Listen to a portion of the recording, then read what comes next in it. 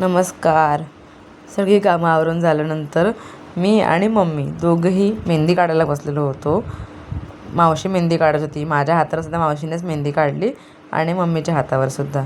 तर मेहंदी काढून सगळं झाल्यानंतर बाप्पाची आरती करायला घेतली. शेवटची आरती होती, जरा जास्त मोठीच घेतली आरती. आरती झाल्यानंतर बाप्पाच्या विसर्जनासाठी आम्ही निघालो. छोटासा टेम्पोच केला होता, कारण सगळी घरची मंडळी होती, आजूबाजूचे पण लोक होते, ते येणार होते बिल्डिंगमधले.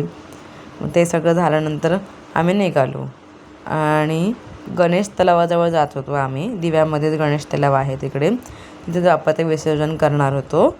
तर आम्ही तिकडे पोचलो. बाप्पाची मूर्ती आतमध्ये घेऊन गेलो. टेम्पोतून उतरवून थोडं चालायचं होतं, इथे घेऊन गेलो. सगळं झाल्यानंतर बाप्पाचं विसर्जन करताना सगळ्यांना अश्रू अनावर झालेले होते. कोणालाच दृश्य बघवत नव्हतं. बाप्पा आपल्यासोबत 5 दिवस होता. तर घरी आल्यानंतर पुन्हा बघू शकता तुम्ही कसं वाटतं हे सगळं शांत शांत.